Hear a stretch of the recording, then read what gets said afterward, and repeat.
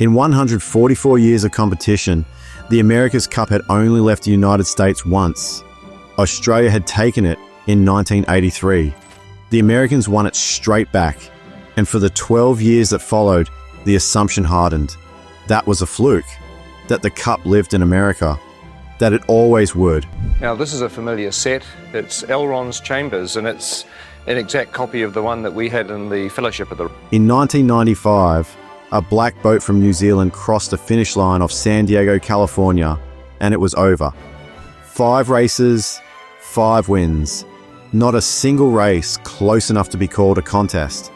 And the only time Black Magic lost a race all year, the syndicate head, the man who had built the whole campaign from nothing, wasn't on the boat, because of a pair of red socks his wife had given him for Christmas. The America's Cup is not like other sporting events. There is no league, no season, no qualification pathway. A wealthy syndicate builds a boat, earns the right to challenge the defender, and races in a short series that determines who holds the trophy for the next several years. The boats cost tens of millions of dollars. The technology is classified. The politics are vicious. And for most of its history, the United States won.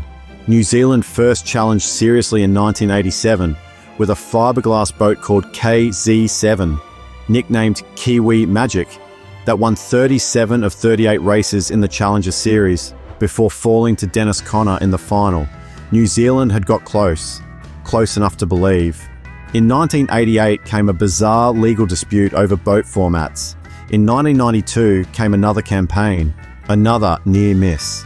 3 attempts, nothing to show for it, and then came the phone call.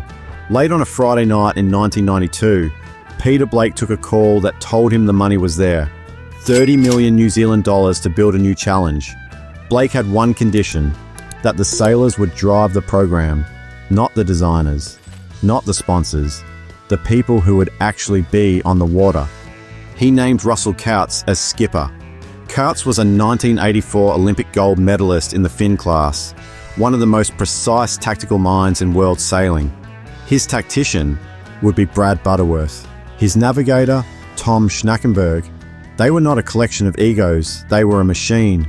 2 boats were built, NZL 32 and NZL 38, both painted black, echoing the All Blacks. Both built by McMullen and Wing in Auckland. During early testing between the two, Blake watched NZL 32 leave its sister ship in its wake and called a team meeting. He told them what he had seen. The team agreed. NZL 32 was the one. They called it Black Magic, but they told everyone else something different. This is where the story gets interesting, and I haven't mentioned the socks yet. Word began to circulate around the San Diego waterfront that NZL 32 was a bit of a dog, that even the older boat from 1992 could beat it. Journalists started writing that there might be problems. Other syndicates adjusted their preparations accordingly. Peter Blake was furious. He was getting calls from sponsors who had heard the rumors, asking what on earth was going on. He couldn't figure out who was leaking it. It was Russell Coutts. Deliberately, with Brad Butterworth's help. They had decided the best weapon they had was the one nobody could see coming. If their rivals thought Black Magic was slow, they would stop trying to understand it. They would stop preparing for it. They would walk onto the race course against the fastest boat in the water expecting to be competitive and get a shock they had no time to recover from. As Coutts later confirmed, it wasn't even a case of spreading rumors. It was just a case of letting them run. Meanwhile, in the Louis Vuitton Cup Challenger Series, the elimination rounds that determined who got to face the Americans, Black Magic was quietly eating the field. NZL 38 was used in the early rounds and won almost everything. When NZL 32 came out for the semi-finals and finals, it was dominant. The Australians made it through to the final against Black Magic in their second boat after their first one Australia, had already been pushed to its limits trying to keep up. In the semi-finals, racing against Black Magic in heavy weather, something gave way. A crack appeared in One Australia's hull. The boat broke in half and sank in under 3 minutes. The entire crew got out. The boat went to the bottom in 500 feet of water. It was the first time in the 144-year history of the America's Cup that a competitor had lost a race by shipwreck. Team New Zealand retired from that race out of respect and went to help pull the Australians from the water. The message was already written across every marina in San Diego. One team had built a boat that was fast enough to make their rivals break themselves trying to match it. Now, the socks. Every Christmas Eve, before every major campaign, Peter Blake's wife, Pippa, gave him a new pair of socks. It was a tradition, garish ones, loud ones. For the Steinlager 2 Around the World campaign, they were multicolored, horizontal bands. For the 1995 America's Cup on Christmas Eve of 1994, she gave him a pair of plain red socks. Tony, what are you doing? Oh, we're gonna put the same thing on. What the hell are you? He wore them for the first race. Black Magic won. He wore them for every race after that. Black Magic kept winning. The crew started to believe in them the way sailors believe in things they cannot explain at sea, completely and without embarrassment. Then, deep in the Louis Vuitton Cup, Blake developed severe tendonitis in both elbows. He couldn't race. The red socks stayed ashore with him while the boat went out without them. Black Magic lost, the only race all year. When the story got out, and it did get out, something happened that nobody quite planned for. We and American yachtsmen got together at the news conference. New Zealand went Red Sox mad. Not just sailing fans, bus drivers, office workers, the Prime Minister. People bought red socks by the thousands and wore them to work, to school, everywhere. It's not a big deal for us as to who wins at this stage, in terms of whether we beat the Italians or not. The money from the official fundraising edition, socks emblazoned with the sail numbers of the two black boats, went directly into the campaign. $100,000 straight into refurbishing sails and equipment for the America's Cup match. A country of 3.5 million people had turned a lucky charm into a funding drive. In May 1995, Black Magic faced the Americans. Dennis Conner had won the America's Cup 4 times. He was called Mr. America's Cup, a villain or a hero depending on who you asked, a man who had defined the event for a generation.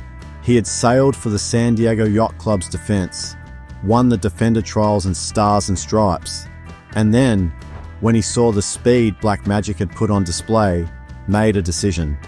He swapped to a different boat, Young America, a boat painted by Roy Lichtenstein, a boat that was, on paper, faster. It didn't matter. Race 1. Black Magic crossed the finish line ahead. Race 2, Race 3, Race 4, each win by margins that suggested not a contest, but a demonstration. And then Race 5, the final race, the one that ended it. Now this is a familiar set. It's Elron's Chambers, and it's... Radio commentator Peter Montgomery had been the voice of New Zealand sport for decades. He called the moment Black Magic crossed the line. The America's Cup is now New Zealand's Cup. People all over New Zealand heard it, in pubs, in offices, in living rooms with the radio on. 30,000 people would pack the Auckland waterfront for the homecoming parade. New Zealand had taken the oldest trophy in international sport away from the country that had held it for all but 12 of those 144 years. 5 races, not one of them close. In 2000, Team New Zealand came home to Auckland and defended the Cup. Another 5-0 sweep, this time against the Italian challenge Luna Rossa. Blake stood at the viaduct, champagne-soaked, and told the crowd he wanted to establish a dynasty that would keep the Cup in New Zealand for 25 years. 8 weeks later, he announced he was stepping down from sailing entirely. He was going to monitor the Amazon River for the United Nations, to document what was happening to the most environmentally sensitive waterways on Earth. He had built something extraordinary in sailing. Now he was going to build something else. On the 5th of December, 2001, his boat Seamaster was anchored off the mouth of the Amazon near Macapa, Brazil, waiting to clear customs after a 2-month expedition. At around 10 at night, 6 to 8 armed pirates boarded the vessel. Blake came up from below with a rifle to defend his crew. He fired once. The rifle jammed. He was shot in the back and killed. He was 53 years old. New Zealand went into shock. Helen Clark, the Prime Minister, called him a living legend. 30,000 people attended his memorial service at the Auckland Domain. Russell Coutts has just made his little speech. It was nice and brief, and we're going straight to the ceremony now, the naming from Lady Pippa Blake. He was buried in a small English churchyard near Emsworth, steps from the sea. His headstone carries lines from John Masefield. I must go down to the seas again, to the lonely sea and the sky. The pirates took an outboard motor and some watches from the crew. Back in New Zealand, something else was unraveling.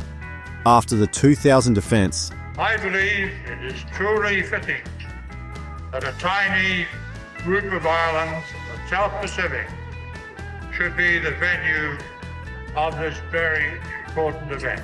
Russell Coutts and Butterworth entered into what became the most bitterly contested departure in New Zealand's sporting history. There were disputes with the new management about direction, about money, about control. Secondly, we've got to develop our skill right across the board so that we do have a valuable series of in-house races. And then they accepted an offer from Swiss biotech billionaire Ernesto Bertarelli to help build a brand new syndicate from scratch, Alinghi. In 2003, the Swiss team raced Team New Zealand for the America's Cup and won it 5-0. The reaction in New Zealand was raw. After nearly a decade of trying, finally, the America's Cup was in New Zealand. An unofficial campaign group called Blackheart formed, raised money, ran advertisements. Some people called Coutts and Butterworth traitors. The word appeared in forums and talkback radio, and on the lips of people who would have been surprised to find themselves caring that much about yacht racing. A poll at the time found that while most New Zealanders thought the pair had the professional right to make their choice, the feeling of betrayal, real or projected, did not go away quietly. Here was the thing that made it complicated. The America's Cup is not a national competition. It never has been. No. This team is, I'm dedicated to a principle, and we're going to see it through, one way or the other. It is privately funded, privately run, staffed by the best sailors money can attract from wherever they happen to be from. The team that wins is whoever has the boat, the budget, and the people. Coutts would go on to win 4 America's Cups in total, sailing for New Zealand twice, Switzerland once, and then helping Oracle win it for the United States. He won everyone 5-0. He is the most successful sailor in the history of the event. But in 1995, he was ours, and the boat was black, and the socks were red, and that is the version that lives in New Zealand's memory. NZL 32, Black Magic, sits today in the New Zealand Maritime Museum on Auckland's waterfront. The right-hand side, it pays off at the first cross. Stars and stripes just ahead, hacks to cover. Restored to her 1995 condition, suspended above the floor as if she is still moving through water.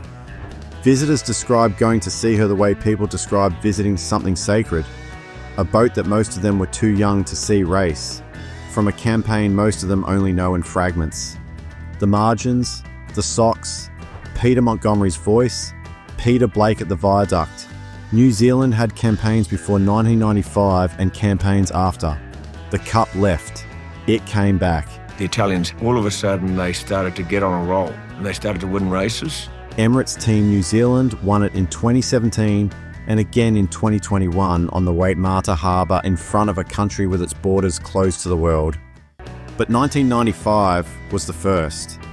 The one that established what New Zealand could do in a sport defined by money and technology and political manoeuvring, against a country that had held the trophy for all but 12 years of its entire existence. And so was the crew. Pippa Blake gave her husband a pair of red socks on Christmas Eve. He wore them every time the boat went out. He never lost while wearing them. That is not quite a sports story. That is something else. If you enjoyed this video, subscribe and drop your thoughts below, and check out the other videos about nostalgic New Zealand. And as always, stay curious.